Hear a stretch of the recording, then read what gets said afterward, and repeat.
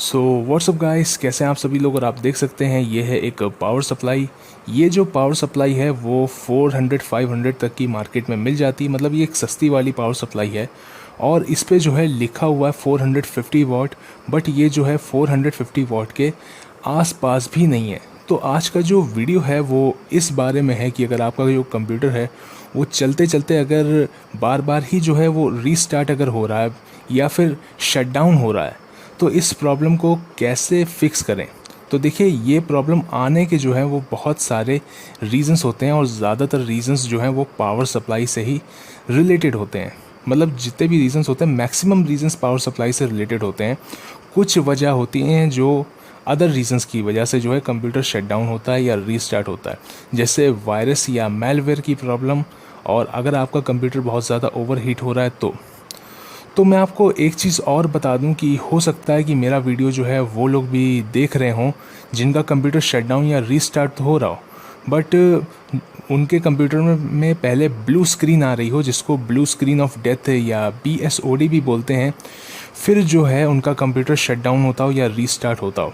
तो blue screen of death के ऊपर मैं पूरा एक अलग वीडियो बनाऊंगा, क्योंकि वो बहुत सारे रीजंस की वजह से आता है, जैसे वायरस का होना, पावर सप्लाई की प्रॉब्लम की वजह से भी आता है, बट और भी कई अदर रीजंस जैसे रैम का ठीक से ना लगा होना, रैम का ख़राब होना।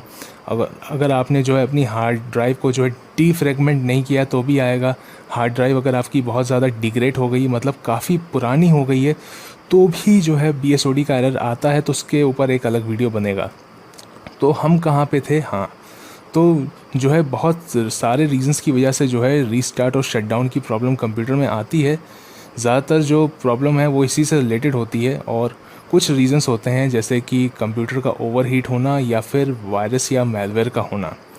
तो सबसे पहले पता कैसे लगाया जाए कि ये सॉफ्टवेयर की प्रॉब्लम है या हार्डवेयर की प्रॉब्लम है, कि अगर आपका कंप्यूटर जो है वो शटडाउन या रीस्टार्ट हो रहा है तो ये कैसे पता लगाया जाए ये वायरस की वजह से हो रहा है या प्रॉब्लम हार्डवेयर से रिलेटेड है। तो आपको करना क्या है कि आप अपने कंप्यूटर को ऑन कीजिए और जिस की से आप बायोस पे पहुंचते हैं, जैसे कुछ के में F1 F2 होता है, किसी के में F12 होता है या डेल की होती है, तो उस की को दबाएं, बायोस पे अपना कंप्यूटर ऑन करके छोड़ दें। बायोस पे तो वायरस आएंगे नहीं। मैं ये नहीं कह रहा हूँ कि कोई ऐसा वायरस बना नहीं है जो बायोस तक ना पहुँच पाए, बट ऐसा वायरस इतनी जल्दी किसी कंप्यूटर में नहीं आता और मैंने तो अभी तक नहीं देखा। हाँ, मास्टर बूट रिकॉर्ड यानी MBR तक वायरस पहुँच जाता है, वायरस मैलवेयर, बट बायोस पे नहीं जाता। और अगर आपको ऐसा कोई डाउट है तो आप अपने कंप्यूटर की हार्ड डिस्क को डिस्कनेक्ट करके फिर चेक कर सकते हैं, लेकिन वो करने की ज़रूरत नहीं, मैं ऐसे ही बोल रहा हूँ। तो बायोस की स्क्रीन पे ऑन करके छोड़ दें। अगर कंप्यूटर फिर भी रीस्टार्ट हो रहा है या शटडाउन हो रहा है तो इसका मतलब जो है प्रॉब्लम इसी से रिलेटेड है, हार्डवेयर से। सॉफ्टवेयर की प्रॉब्लम नहीं है, क्योंकि सॉफ्टवेयर खुला ही नहीं, ऑपरेटिंग सिस्टम लोड ही नहीं हुआ, बायोस की स्क्रीन पे खुला हुआ है, फिर भी कंप्यूटर बंद हो रहा है। इसका मतलब तो यही है कि हार्डवेयर से प्रॉब्लम रिलेटेड है। हाँ, अगर तब बंद नहीं होता है तो पॉसिबिलिटी है कि कंप्यूटर की जो प्रॉब्लम है शटडाउन रीस्टार्ट वाली, ये सॉफ्टवेयर से रिलेटेड है। तो भी पॉसिबिलिटी है, श्योरिटी नहीं है। पॉसिबिलिटी इसलिए क्योंकि जब कंप्यूटर बायोस पे खुला होगा तो आपके प्रोसेसर पे या फिर आपकी पावर सप्लाई पे ज़्यादा लोड नहीं पड़ेगा, क्योंकि कुछ काम ही नहीं हो रहा है कंप्यूटर में, कोई गेम तो चल नहीं रहे। तो एक पॉसिबिलिटी हो सकती है कि हाँ, ये प्रॉब्लम सॉफ्टवेयर से रिलेटेड है। तो आप क्या कर सकते हैं कि अपने कंप्यूटर को जो है स्कैन कर सकते हैं किसी एंटीवायरस से या एंटी मैलवेयर प्रोग्राम से। और अगर स्कैन करने के बीच में भी अगर आपका कंप्यूटर जो है वो बंद हो रहा है तो आप क्या कर सकते हैं, आप सेफ मोड पे खोल सकते हैं अपना कंप्यूटर। या एक काम और कर सकते हैं, आप अपनी पेन ड्राइव में जो है लिनक्स को डाल सकते हैं, यानी कि एक बूटेबल पेन ड्राइव बना सकते हैं और लिनक्स को लाइव बूट करके चेक कर सकते हैं कि उसमें शटडाउन या रीस्टार्ट हो रहा है या फिर नहीं हो रहा है। अगर लिनक्स में भी शटडाउन या रीस्टार्ट हो रहा है तो उसका मतलब कि प्रॉब्लम सॉफ्टवेयर में नहीं है, फिर हार्डवेयर में। इन केस सॉफ्टवेयर की प्रॉब्लम अगर आपको लगती है तो आप एंटीवायरस से स्कैन कर सकते हैं, एंटी मैलवेयर से स्कैन कर सकते हैं, सिस्टम को रीस्टोर कर सकते हैं। और विंडोज़ 10 चला रहे हैं तो उसमें रीसेट का ऑप्शन भी होता है। और अगर लिनक्स को बूट करने के बाद या फिर बायोस स्क्रीन पे अगर बंद हो रहा है तो समझ जाइए कि हार्डवेयर प्रॉब्लम है। अब देखिए, हार्डवेयर प्रॉब्लम है तो क्या क्या प्रॉब्लम हो सकती है। तो सबसे पहले देखिए, एक रीज़न ये भी होता है कि अगर आपका कंप्यूटर बहुत ज़्यादा ओवरहीट कर रहा है, जैसे कि क्या होता है कि कंप्यूटर इस तरीके से डिज़ाइन होता है कि अगर प्रोसेसर बहुत ज़्यादा ओवरहीट हो तो ओवरहीट होकर ख़राब ना हो जाए तो कंप्यूटर टर्न ऑफ हो जाता है। अब प्रोसेसर कब ओवरहीट होता है? जब आपका हीट सिंक ठीक से ना लगा हो, जब कंप्यूटर के अंदर जो है बहुत ज़्यादा डस्ट जम गई हो, केस फैन में डस्ट जम गई हो, जब जो है अंदर की हवा बाहर ना जा पा रही हो और बाहर की हवा जो है अंदर ना आ पा रही हो। तो इस केस में क्या होता है कि कंप्यूटर जो है ओवरहीट होता है और ओवरहीट होके बंद हो जाता है। वैसे बंद ही होता है, शटडाउन ही होता है, रीस्टार्ट नहीं होता। रीस्टार्ट अगर हो रहा तो प्रॉब्लम अलग हो सकती है, सबके बारे में हम आगे बात करेंगे। तो इसमें आपको क्या करना है कि जो है अपने पूरे कंप्यूटर को साफ़ करना है, अंदर की सारी डस्ट को क्लीन करना है और हीट सिंक को चेक करना है आपको कि प्रॉपरली वो लगा है या फिर नहीं लगा है। और अगर थर्मल पेस्ट नहीं लगा है तो ज़रूर से लगाएं और अगर ड्राई हो गया तो उसको रिप्लेस करें, दोबारा से थर्मल पेस्ट लगाएं। तो हो सकता है अगर ओवर हीट की वजह से अगर आपका पीसी बार बार शट डाउन हो रहा हो तो फिर क्या है कि नहीं होगा, मतलब सही हो जाएगी, आपकी प्रॉब्लम फिक्स हो जाएगी। इसके बाद भी अगर प्रॉब्लम फिक्स नहीं होती है या शट डाउन नहीं हो रहा है, रीस्टार्ट हो रहा है, तो मतलब ये है कि प्रॉब्लम पावर सप्लाई से रिलेटेड है। अगर आपने ये कंफर्म कर लिया कि हाँ वायरस की प्रॉब्लम नहीं है, मैलवेयर की प्रॉब्लम नहीं है और ओवरहीट की भी प्रॉब्लम नहीं है, तो फिर पावर सप्लाई से दिक्कत है। अब ज़्यादातर लोगों की ये जो प्रॉब्लम होती है शटडाउन या रीस्टार्ट वाली, ये पावर सप्लाई से ही रिलेटेड होती है, लेकिन मुझे जो है हर चीज़ कवर करनी थी इस वीडियो में, तो मैंने वो 2 रीज़न्स भी बताए कि अगर आपकी प्रॉब्लम उन 2 रीज़न्स की वजह से आ रही हो तो आप जो है उन्हें सॉल्व कर पाएँ। अब आपको क्या करना है, वैसे ये चीज़ मुझे सबसे पहले बतानी चाहिए थी लेकिन अब बता रहा हूँ। यहाँ पे जो ब्लैक केबल होती है, आप ब्लैक कॉर्ड बोल सकते हैं, पावर कॉर्ड बोल सकते हैं, पावर केबल बोल सकते हैं, जो यहाँ पे लगती है, जो एसी प्लग में जाती है या फिर यूपीएस में जाती है, वो चेक कर ले वो कहीं लूज़ तो नहीं है। पावर प्लग से मतलब जो एसी प्लग होता है वहाँ से लूज़ तो नहीं है, या यहाँ से लूज़ तो नहीं है, या फिर उसमें कोई डिफेक्ट तो नहीं, वो ख़राब तो नहीं है। तो वो चेक करना भी बहुत ज़रूरी है, उसको आप चेक कर लें। अगर वो सही है तो फिर इसका मतलब प्रॉब्लम जो है कुछ और है। अब मैं उस रीज़न के बारे में बात करूँगा, उस वजह के बारे में जिसकी वजह से ज़्यादातर लोग ये शटडाउन या रीस्टार्ट की प्रॉब्लम फेस करते हैं। वो ये है कि लोग जो है इस तरीके की सस्ती पावर सप्लाई का इस्तेमाल करते हैं और यूपीएस का इस्तेमाल करते नहीं, डायरेक्ट कंप्यूटर को बिजली से चलाते हैं। उससे क्या होता है कि अगर वोल्टेज में हल्की सी भी फ्लक्चुएशन होती है, वोल्टेज हल्का सा भी फ्लक्चुएट होगा तो आपका कंप्यूटर तुरंत रीस्टार्ट होगा, या वोल्टेज 1-2 सेकंड के लिए अगर लो हो जाता है तो शट डाउन हो जाएगा, फिर स्टार्ट नहीं होगा। देखिए क्या होता है कि अगर आपके कंप्यूटर में एक स्टेबल पावर सप्लाई लगी होगी तो होगा ये कि अगर आप अपने पीसी को शट डाउन नहीं, अगर आपके घर की लाइट जाएगी तो लाइट जाने के 1 या 2 सेकंड बाद आपका पीसी बंद होगा। ये होगा अगर आपके कंप्यूटर में एक स्टेबल पावर सप्लाई लगी होगी। और वोल्टेज की फ्लक्चुएशन में तो वो चलता ही रहेगा, अगर डायरेक्ट चल रहा है, यूपीएस बीच में नहीं लगा है तो वोल्टेज की फ्लक्चुएशन में वो चलता रहेगा।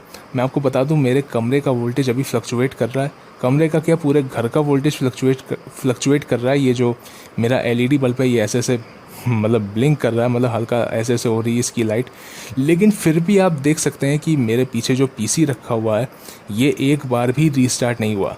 रीज़न ये है कि इसके अंदर एक स्टेबल पावर सप्लाई लगी हुई है, तो आप देख सकते हैं वो एक बार भी रीस्टार्ट नहीं हुआ है। लेकिन अगर उसमें ऐसी पावर सप्लाई लगी होती तो अभी तक वो कितनी बार रीस्टार्ट हो गया होता। तो ये एक सबसे बड़ा रीज़न है जिस वजह से बहुत सारे लोग इस तरह की प्रॉब्लम फेस करते हैं। तो अगर आप जहाँ पे भी रहते हैं वहाँ पे अगर ज़्यादा वोल्टेज फ्लक्चुएट होता है तो मैं आपको सलाह दूंगा कि आप तब एक यूपीएस लें। एक स्टेबल पावर सप्लाई लेना भी ज़रूरी है। आपको अगर पावर सप्लाई लेनी है तो आप एक स्टेबल पावर सप्लाई लें। ऐसी पावर सप्लाई अगर चला रहे हैं तो उसको तो हटा दें तुरंत, क्योंकि आगे चल के आपके कंपोनेंट्स भी ख़राब हो सकते हैं। आपकी जितनी भी वोल्टेज की रिक्वायरमेंट है उससे ज़्यादा वोल्टेज की आपको पावर सप्लाई लेनी है, और जो है उसके बाद मतलब एक स्टेबल पावर सप्लाई, एक अच्छी पावर सप्लाई आपको लेनी है तो आपकी प्रॉब्लम फिक्स हो जाएगी। बट ये है कि अगर ज़्यादा वोल्टेज फ्लक्चुएट होता है, मतलब वोल्टेज फ्लक्चुएट होता है आपके घर में, तो आपको क्या करना है कि पहले यूपीएस लेना है। तब हम यूपीएस को एक प्रथम स्थान देंगे, तब आपको यूपीएस लेना है, फिर पावर सप्लाई लेनी है। यूपीएस पावर सप्लाई दोनों ज़रूरी हैं, बट जिनका बजट लो है हो सकता है वो एक ही चीज़ ले पाएँ। तो ज़्यादा वोल्टेज की फ्लक्चुएशन है तब पहले यूपीएस पे जाएँ, कम वोल्टेज की फ्लक्चुएशन है तो पावर सप्लाई ख़रीदें। आप यूपीएस भी ले सकते हैं बट मैं रिकमेंड करूँगा पावर सप्लाई लें। अब क्या है कि एक और चीज़ को हम कवर कर लेते हैं। हो सकता है आप इस वजह से फेस कर रहे हो ये प्रॉब्लम रीस्टार्ट की, शटडाउन की। वो रीज़न क्या है कि आपने अपने कंप्यूटर में कुछ लगा दिया, कुछ अपग्रेड कर दिया, तो अब आपके पीसी की वॉटेज की रिक्वायरमेंट बढ़ गई है और पहले वाली पावर सप्लाई उसको फुलफ़िल नहीं कर पा रही, यानी कि उतना वोल्टेज नहीं दे पा रही। इसको पता लगाने का तरीका क्या है कि ज़्यादातर लोग ग्राफिक्स कार्ड ही लगाते हैं, वही अपग्रेड करते हैं। और होता क्या है कि नया ग्राफिक्स कार्ड लगाने के बाद कंप्यूटर ऑन तो हो जाता है, बट जैसे ही गेम पे क्लिक करो या गेम 1-2 सेकंड या 50 सेकंड गेम का इंट्रो चलता है, उसी के बीच में कंप्यूटर अचानक से बंद हो जाता है। या कभी कभी ये होता है गेम ऑन तो हो जाता है, हम 30 सेकंड या 1 मिनट के लिए गेम खेल भी पाते हैं, फिर अचानक से बीच में ही पीसी बंद हो जाता है। तो पावर सप्लाई मतलब कि ज़्यादा पावर की वजह से पीसी बंद हो रहा है, ये पता लगाने का तरीका ये है कि आप ग्राफिक्स कार्ड को निकाल दें। ग्राफिक्स कार्ड को निकाल देंगे या जो भी चीज़ आपने लगाई है अभी जल्दी, जिसकी वजह से ये प्रॉब्लम आप फेस कर रहे हैं, उसको निकाल के फिर पीसी को चलाएं और देखें कि क्या अब पीसी बंद हो रहा है। ग्राफिक्स कार्ड को निकाल के गेम खेलें, हालांकि गेम तो बड़े बेकार चलेंगे, गंदे चलेंगे, लेकिन फिर ये देखें कि क्या वो पीसी बंद हो रहा है गेम खेलते खेलते अगर नहीं बंद हो रहा है या कोई भी आप काम कर रहे हैं पीसी नहीं बंद हो रहा है, इसका मतलब ये है कि जो भी नया पार्ट आपने लगाया है उसकी वजह से आपके कंप्यूटर की पावर रिक्वायरमेंट जो है वो बढ़ गई है। अब आपको एक नई पावर सप्लाई की ज़रूरत है। तो आप ये देख रहे होंगे कि पावर सप्लाई की जितनी भी प्रॉब्लम है सब में एक नई पावर सप्लाई की ही ज़रूरत पड़ती है, तभी आप प्रॉब्लम को सॉल्व कर सकते हैं। तो अब क्या है कि तो इस तरीके से आप सॉल्व कर सकते हैं। अब मैं एक और चीज़ को कवर कर देता हूँ। वो चीज़ वैसे उस वजह से मतलब बहुत कम लोग ही इस वजह से जो है रीस्टार्ट या शटडाउन की प्रॉब्लम फेस करते हैं, बट फिर भी मैं इसको कवर कर देता हूँ। वो ये है कि वैसे प्रॉब्लम ही अलग है कि अगर आपका कंप्यूटर हिलने से बंद हो रहा है, जैसे मेरे ये कंप्यूटर है, इस डेस्क को अगर मैं ऐसे ऐसे हिलाऊँ तो ये बंद नहीं होता है, लेकिन आपके कंप्यूटर की सिचुएशन ये है कि कोई ऐसे ठोंक दे या कुछ सामान रख दे या सीपीयू को हिला दे तो आपका कंप्यूटर जो है वो बंद हो जाता है। तो इसका रीज़न ये है या तो आपकी जो पावर कॉर्ड है या पावर केबल जो भी कह लीजिए आप, ये लूज़ है यहाँ से, या फिर ये जो 24 पिन कनेक्टर है या 4 पिन या जितने भी जो कनेक्टर्स हैं ये प्रॉपरली लगे नहीं हैं मदरबोर्ड में, या मैंने ऐसी पावर सप्लाई फिक्स करी है उनमें क्या होता है कि ये जो वायर्स होते हैं इनकी सोल्डरिंग अंदर से क्रैक हो जाती है, मतलब कि टूट जाती है। वायर जो होते हैं सोल्डर होते हैं, लेकिन क्या होता है कि सोल्डरिंग का जो मतलब सोल्डरिंग होती है उसी में क्रैक आ जाता है। तो ये वायर जो है अंदर से ऐसे ऐसे हिला करते हैं, मतलब पीसीबी से। तो होगा ये कि अगर आपका पीसी थोड़ा सा भी हिलेगा, अंदर अगर हल्का सा वायर हिल जाएगा तो कंप्यूटर तुरंत बंद हो जाएगा। तो पावर सप्लाई से पहले आपको पता लगाना प्रॉब्लम कहाँ से। अगर आपको कहीं से भी मतलब अगर नहीं समझ में आ रहा है कि आपने सब जो है लगा के देख लिया, इसको दोबारा निकाला, फिर से मदरबोर्ड में लगा दिया, फिर भी ऐसा हो रहा है कि हिलने से बंद हो रहा है, कोई हल्का सा हिला दे, टच कर दे, पीसी बंद हो रहा है, तो क्या करना है कि पावर सप्लाई के ये स्क्रूज खोलने हैं। पीसीबी बोर्ड में जहाँ पे भी ये वायर लगे होते हैं आपको दोबारा से वहाँ पे सोल्डिंग कर देनी है, मतलब उसी के ऊपर सोल्डिंग कर दीजिए दोबारा से। पहले वाली जो सोल्डिंग होगी वो मेल्ट होगी और मेल्ट होकर फिर से जम जाएगी, तो जो भी वहाँ पे क्रैक होंगे वो चले जाएंगे और वायर जो है ठीक से फिट हो जाएंगे। फिर ये हिलने वाली दिक्कत नहीं आएगी आपके कंप्यूटर में। और मैंने ऐसे करके कई पावर सप्लाई फिक्स भी करी हैं जिनमें ये वाली प्रॉब्लम होती है।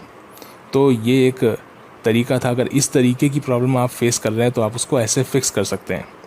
तो मुझे लग रहा है कि मैंने सब कुछ कवर कर दिया है, बस BSOD वाला कवर नहीं किया है, उसके ऊपर एक अलग वीडियो आएगी। तो आई होप ये वीडियो आपको पसंद आया होगा। आप चाहें तो वीडियो को लाइक कर सकते हैं, चैनल को सब्सक्राइब कर सकते हैं और बेल आइकन को भी प्रेस कर सकते हैं ताकि फ्यूचर में आपको ऐसी वीडियोस मिलती रहें, और अपने फ्रेंड्स के संग भी ये वीडियो शेयर कर सकते हैं अगर वो ऐसी प्रॉब्लम फेस कर रहे हैं तो फिलहाल के लिए इस वीडियो में इतना ही। मैं आपसे नेक्स्ट वीडियो में मिलूंगा, तब तक के लिए बाय बाय।